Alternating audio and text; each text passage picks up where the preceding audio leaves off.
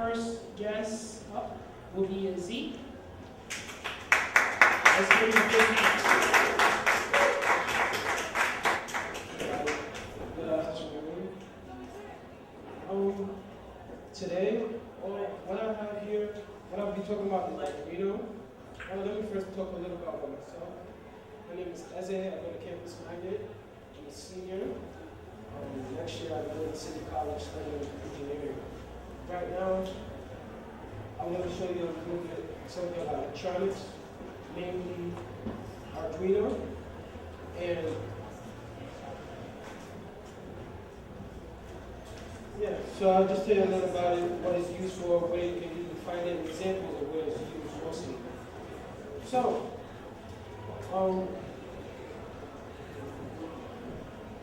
this is Arduino, and this is the Arduino. Usually there are different types of Arduinos. This one is called Arduino Uno. Now, this is basically a microcontroller. It's made usually like the computer of any device. Let's say you have a toy. This can be used to hook up the toys or any small device. Now, what I have here is a simple example of how Arduino is used. Arduino is mostly used for power. It also used as analog and digital outputs in order to make different stuff work. Now, what I have here is a small potentiometer, like usually what you see in your lights.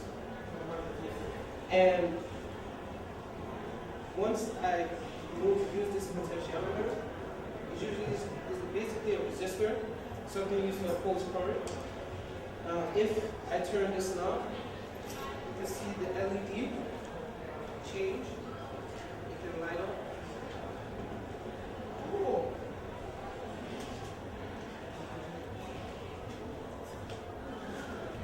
So that's just like an example of how Arduinos are used. Right now I just used it for power, just to light it up. And just to, like normally when you see like in a movie theater or something, when they want to dim the lights, when it goes slowly, this is what it's used for. So this is a simple example. Another thing I want to talk to you about is what Arduinos can be used for. Let's say there's one project I was working on, but I didn't finish. It was meant to be used for a sensor. The electronic sensor, let's say I want to sense light, temperature, or electricity. I could use a website named Patchabay.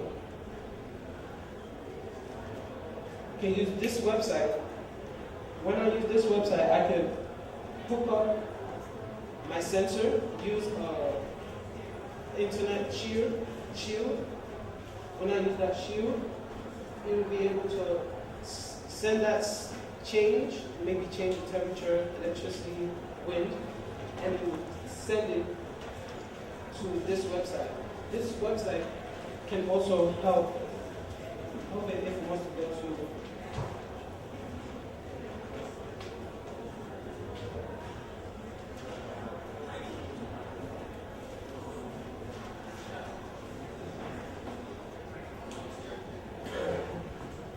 so once it has those changes that are caused by the sensor, usually the temperature, light, you can send alerts to your Twitter account, your SMS, which is through your phone. You can send it to your email, and they can tell you what has changed in the environment.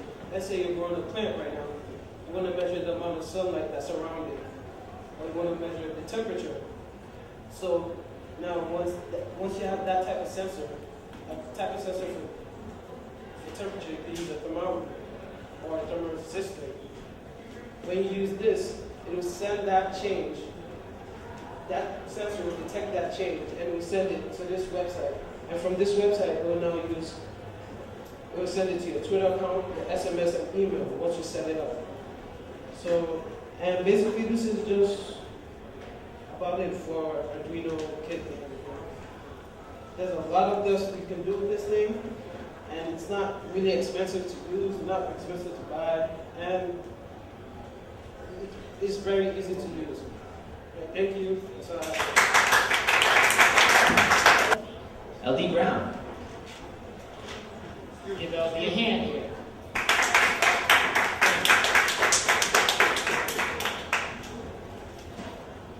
Yeah, my name is LD Brown. Actually, my real name is Lord Brown. That's just what I'm formerly known as. Right now, I'm going to show you the basic components of the kits and how we pretty much get to make everything and what's usually inside of the kits that we make. I will pass this around to everyone pretty much sooner or later. So, first thing I was going to talk to you about is the wires that are used to actually transfer energy and code.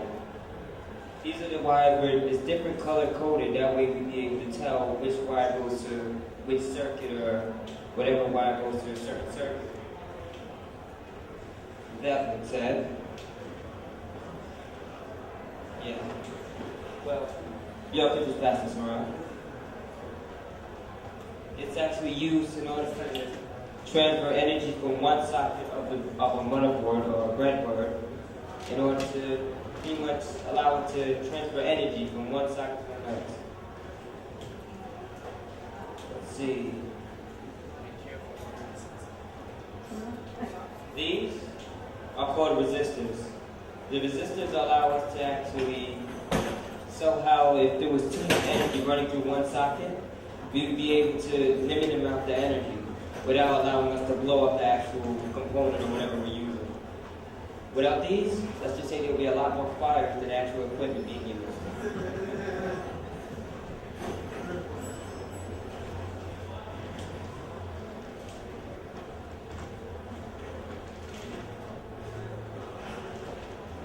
This is what's actually found inside the drone that we're using.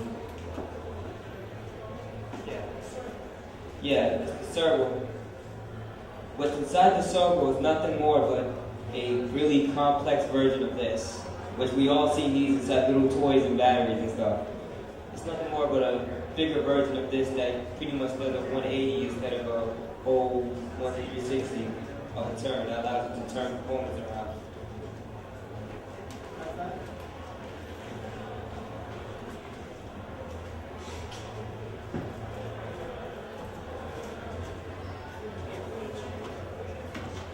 This is more of a complex chip more than anything else.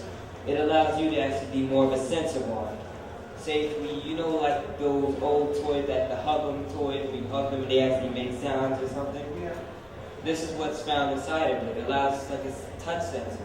Say if we were to punch, hit, or hug the hug me Elmo laugh thing. Yeah, you would have hugged that thing and then you would end up pressing one of these. These would allow it to actually trigger an action, making it laugh, or whatnot. Usually, I would have thrown that thing down the steps and made it laugh anyway, but it still works the same. And besides that, there's a bunch of other components, like the box speakers I was making. Is there a website for it, or do you? Alright. The box speakers. Yeah.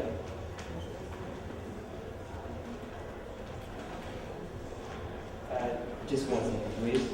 But as you can see, it was made by using small component parts that you can find in everyday use. To be honest, box speakers are quite easy to make. You can make it out of any material, anything whatsoever, really.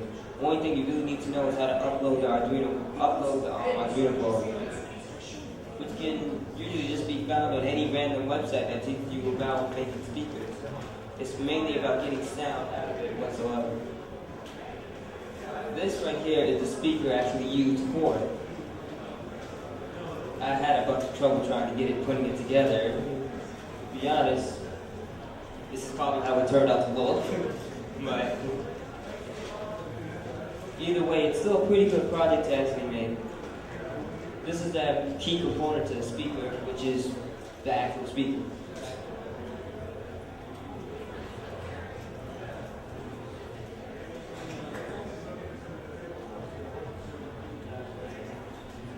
And besides that, that'll be the end of my session here.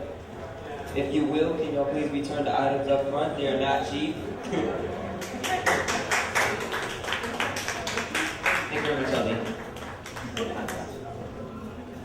Danielle Campbell.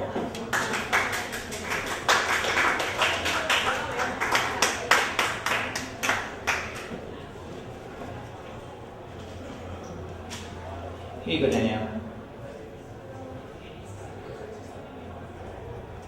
Hi everyone. My name is Danielle. Hi Danielle. And I go to Law Government Community Service High School in Campus Magnet. And I'm a sophomore. Well, today I'm going to talk to you about soldering, what exactly is solder, and what solder is used for. Right here, I have a pretty bulky machine thing. Put it together. It's called a soldering iron, and what it's used for is to solder two wires together to make an electrical connection. Solder is actually, it looks like liquid metal, but it's actually some form of lead. There's like lead and metal mixed combined into solder. And when you put that together with wires, it creates an electrical connection that can be broken, but it's actually pretty strong. Let's see. When you make the two connections, it pretty much can light up things. It can make toys talk. It could basically run a toy. If you did not have two electrical connections, it could basically blow your whole circuit. So basically, that's all I have to say about it.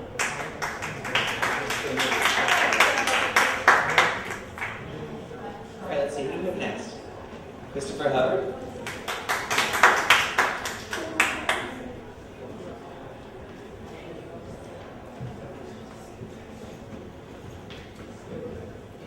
Hello, my name is Chris. I go to Humanities and the Arts High School, and I'm a sophomore. So today, I'm going to be talking to you about Draudio. And what Draudio is, it's like a music element that's used to make a squeaky noise. Sorry. It's used to make a squeaky noise. And what we use for it, we use the soldering iron to connect the pieces. And we use the battery to make it work.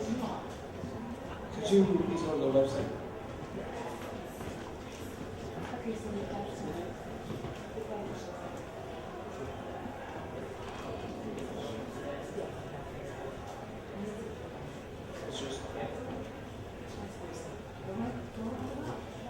Okay, I went through a demonstration, but it's not working right now.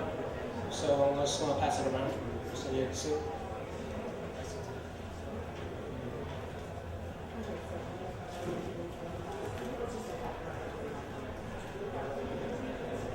All right, we have a video example of That's all Draudio. that draws music. As simple as you put a line down, you touch it with your finger, and then you start drawing music.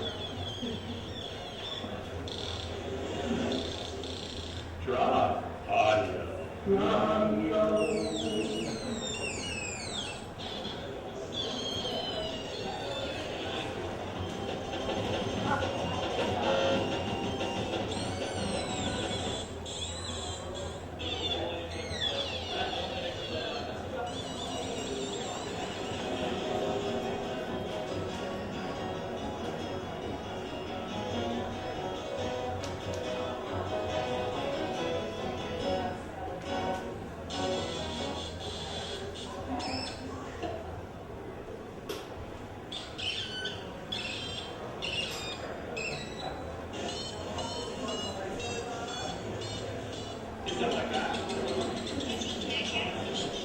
Okay, basically the components that we use are,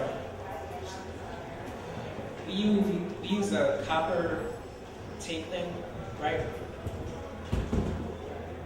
We use copper tape, we use a battery, we use soldering, as I said, we use a circuit, and we also use speakers for it, and a wire to tie it. And that's about it.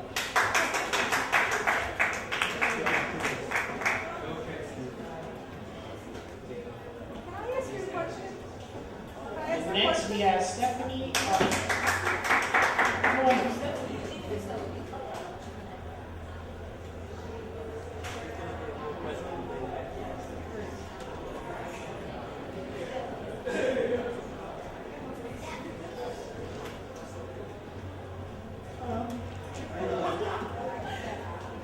I'm Stephanie.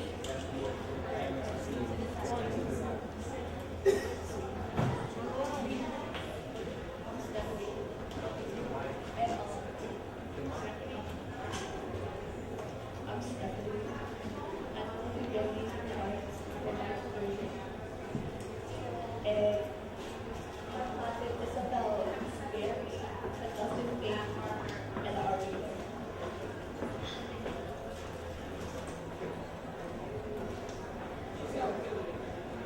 I have to use a conductive faith, like I have to make the project, I have to use conductive faith, a small selection of a resistor, an Arduino, and a solderless breadboard. So yeah, this is the conductive faith. It's black. So in conductive faith, it's like conductive faith is a paint to use for electrical current. Oh yeah, here's the picture. Yeah. Oh. Well, this is the conductive faith. This is the batteries and stuff. And these are the two wires that you have to connect to the Arduino, I guess. So this it's a resistor. Yeah, there we go. Thank you. And yeah, this is I had it. It's a LED.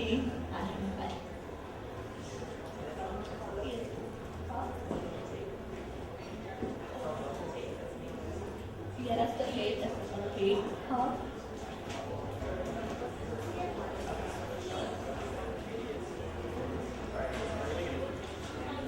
So yeah, this is my thing. It's kind of similar to it.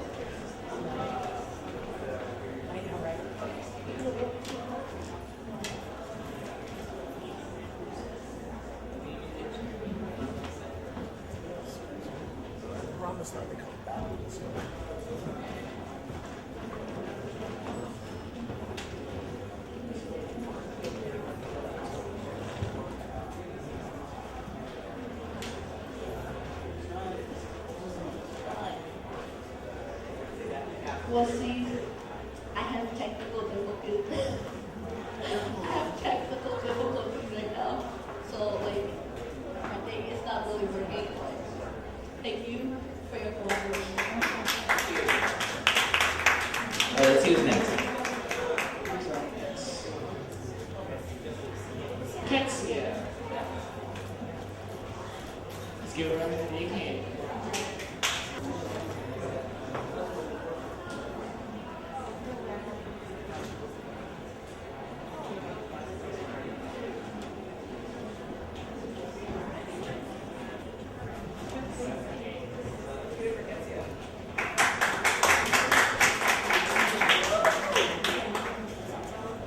I'm Ketsia, and I go to humanities on freshman.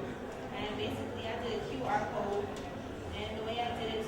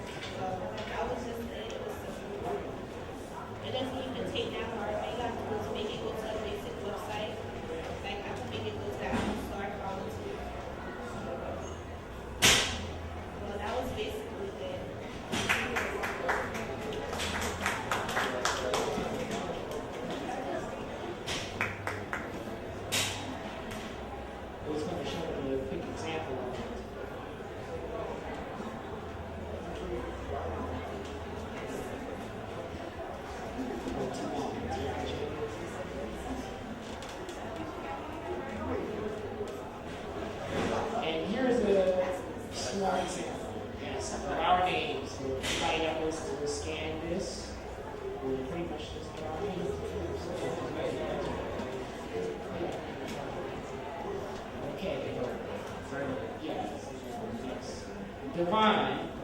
Let's give a big hand for Divine. Divine. Here you go. Yes, I'm part of the meeting. I'm on government high school. I'm a sophomore. Well, mine's the same fancy like the rest of it.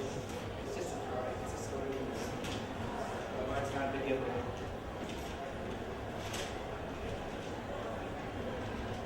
I'm sorry, I kind of got messed up.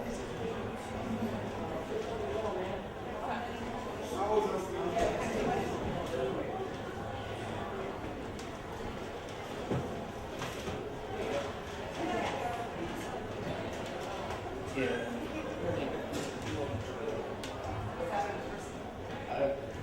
This is our first day here, so we won't go to a new place no more. The first week, Dawn, our teacher, which is Jacob, she was telling us what we needed to do. Obviously, we didn't understand.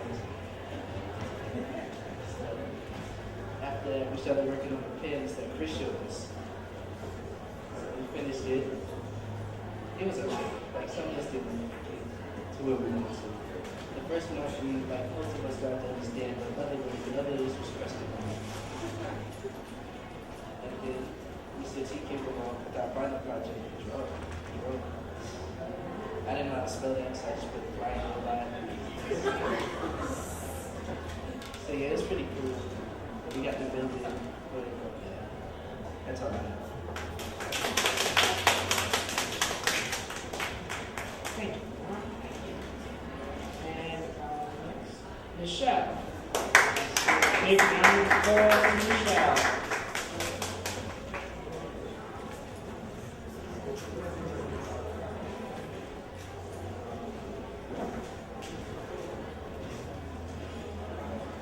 Hello, my name is Michelle. I am an uprising filmmaker and actress. I came to the Imagine class to have opportunities. I had an opportunity to an acting class, but I decided to take the tech class because I wanted to not just do acting or filmmaking. I wanted to learn more about what happens when you put the cameras together and like when you build stuff, and I had a great opportunity and I loved it. What I've learned so far in the class is very similar to filmmaking and documentary. My project was stop motion animation, and stop motion animation is when you make a movie using pictures. My version is very simple. I just use clay. But if you were advanced in stop motion animation, you can use something like robots, and they have very rubber-like materials surrounding them. And when you move the robots, the material will move slowly. As you take a picture, you have to slightly move the robot every time you take one picture. So when you put the pictures together and you have a display and you have it moving, it will look like the robot is moving. So here I have clay. If I started off with my set, I start off with a camera, can be any camera, take pictures. You can have a clay, like this, very simple. You have a background set to make it look interesting. So you set up your clay, so you have a very nice set. And you want to have a story, in your clay. Sometimes it can be a random story, an interesting, colorful story, something entertaining. So you mold your clay to your first position. And when you take a picture, you dent it. Take another picture, and you can either do a very harsh, a very, very deep dent to make it seem like it popped out of nowhere. Or you can do a slight dent, and you take the pictures, and every time you take a picture, you make a slighter dent, so when it moves, it's going to look like a slow movement, and it's very smooth and not harsh, as if you would do a very hard dent. Okay. Just take away the ending to put stop motion animation.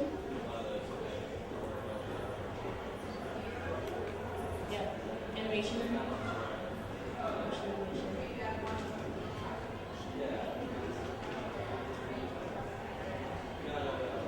You can go to yeah, tutorial. Here in the video, you would see a person using their skills to do their stop motion animation video. I do have a video. It's not loaded, but it is on YouTube if you want to see it. It's stop motion animation, and there's a lot of videos like that. You might not find mine in particular, but it's a really fun project. It takes a lot of patience and a lot of hard work, and it's really easy to mess up. If you move the clay too far or if you mess up really bad, you have to start all over again, unless you find a creative way to start over using your mistake.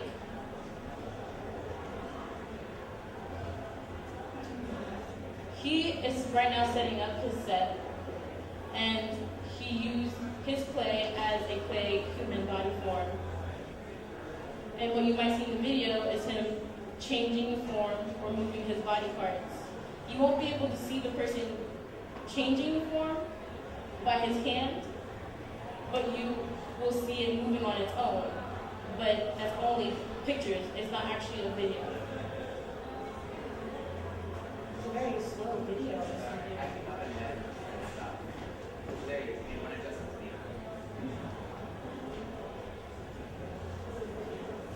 The video is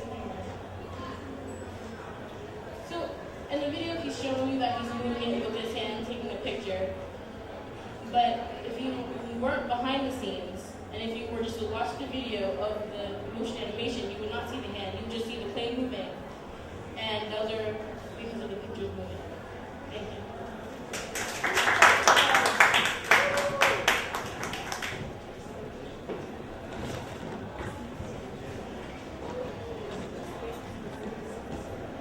Now we have Will.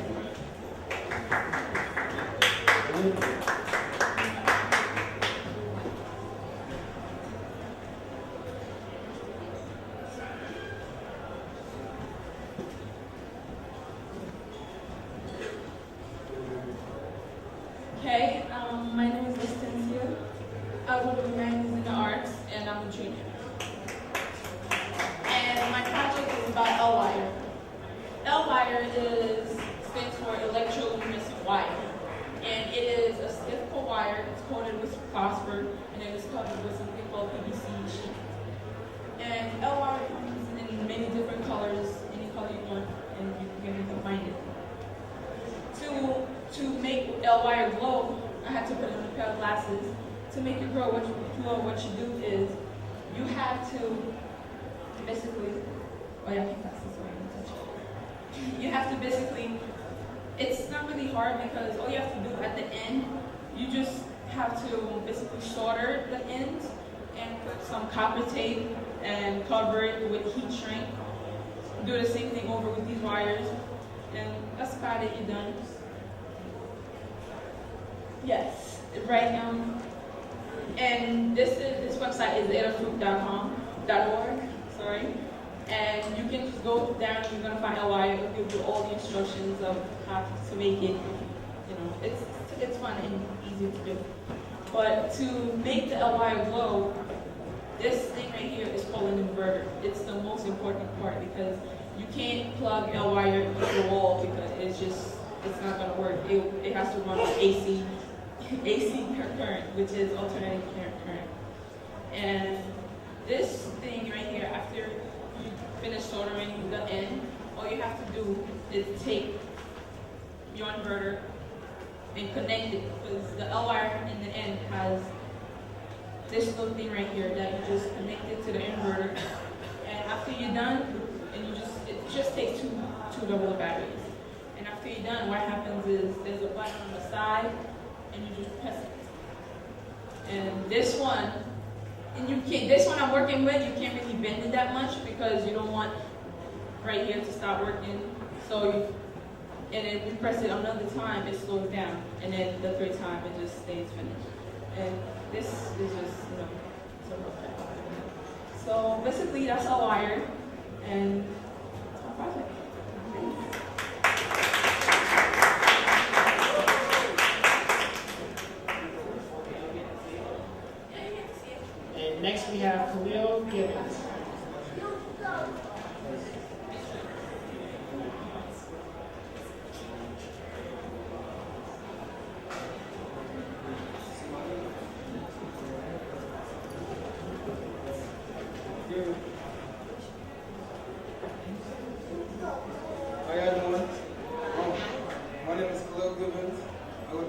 school in Tuna. I want to say hi to Dawn because she's not here right now. So,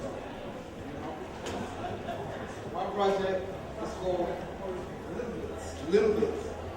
Okay, you can actually click this link here. Okay. What Little Bits is basically a website to help you, like, it's this is the box that I have here. Basically in it there's a power button, there's a wire, a pulse, a dimmer, a button, vibration motor, RGB, LED, battery connector, pressure sensor, and bar graph. I'm gonna pass this around. Basically this is for instead of using a soldering iron, you can use this because basically it's easier. And with using a soldering iron, you can burn yourself or mess up your own project. So this is an easier way to help you and more expensive. So what my project does is I connected the battery to the power source, as I said, and I have the dimmer right here and the RGB LED I'm using. So what I'll do is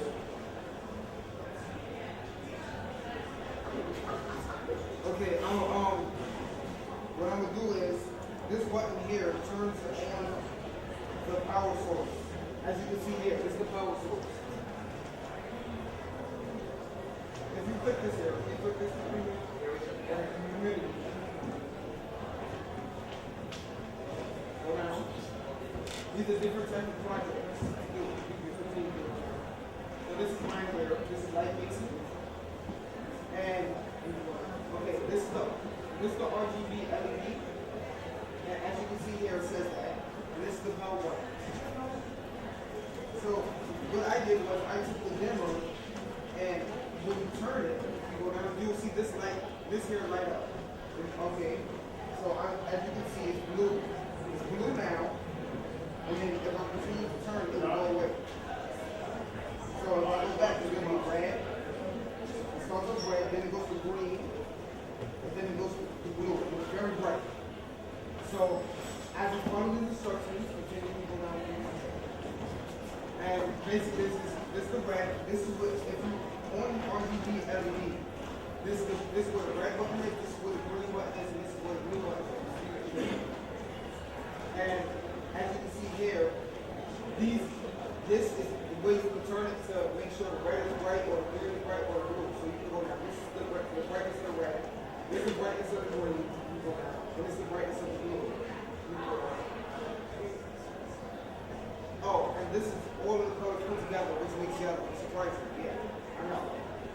And basically, that's my project.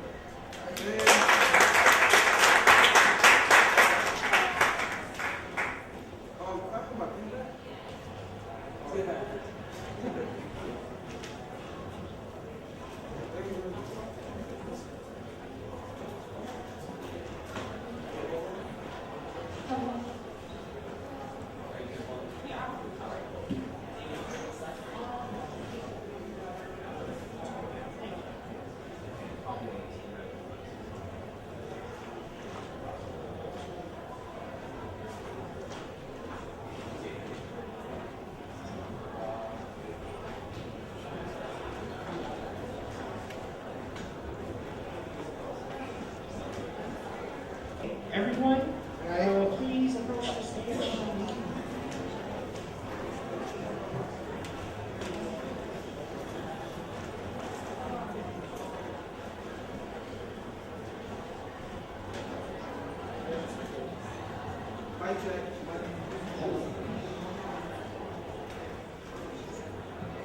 All right, folks.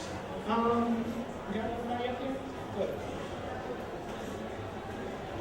Okay. All right. Thank you. Okay, folks. Hello. My name is Tawarn Higgins. I have a company called A-Line Systems Incorporated, which specializes in robotic drone platforms. As you see here, this is what I had the class to pretty much construct during the time that I was in the Cool Labs class. and we work with an open source platform called the Ardu Pilot Mega.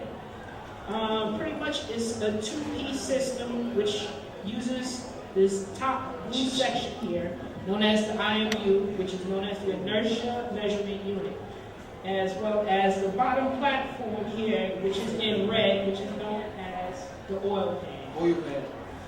And when these two pretty much come together, it's a fully autonomous platform once we add on like two of the modules, which is the GPS module and the magnetometer.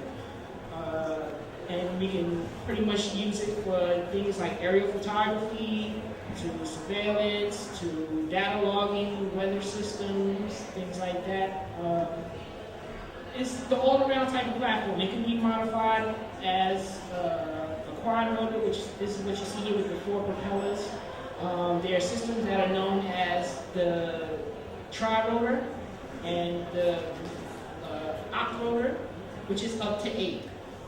Right now, I'm going to have Michelle to explain. I've learned that the Ardu Pilot Mega can use up to 7.4 watts. Well, hours can use up to 7.4 watts. And if you were to build one, they can use up to 100 watts.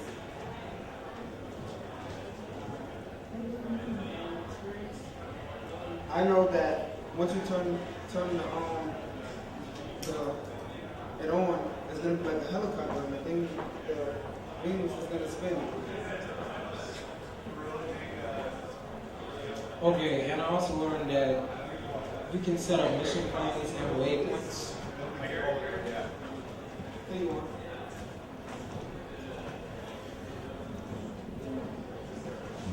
are. To communicate with the IMU, you use a receiver and a radio. I also learned that the propellers actually spin at enough force that it would actually take off your fingers in the way. I know that it can go up to 7 watts. It's 7 watts. That's What I know right now is that we have 4 brushless motors, and these motors are attached to speed controllers, which help detect or help tell the motors at what speed or which motors to start working, and what direction is to go to. And it also uses a gyroscope and a accelerometer to balance. All right.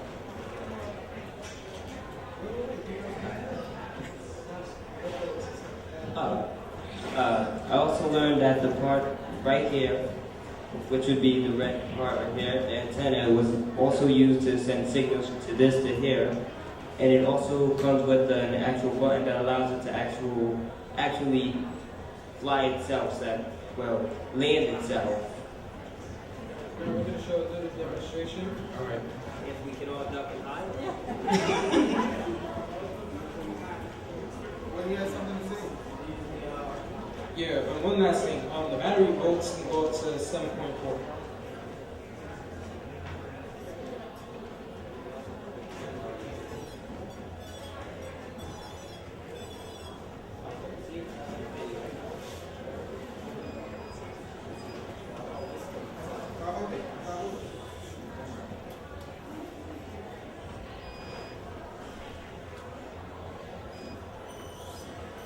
Hold it up. Hold it up.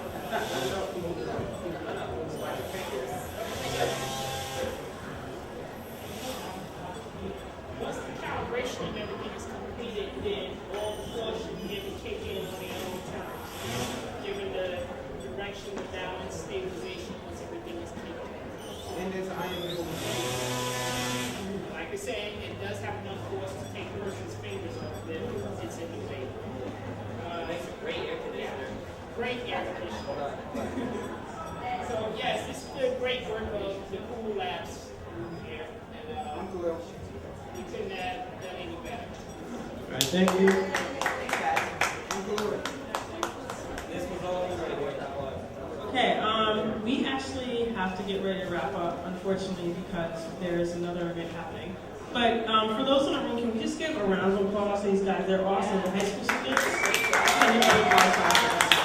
Great. Awesome. We don't really have time for Q&A. I'm really sorry. We have another demo coming up at QCC on Thursday. So what we're going to do is just clean up real quick. Al, our awesome coordinator here at Apple, has got you guys t-shirts. So if you want to get those things real quick, and then we're going to close up.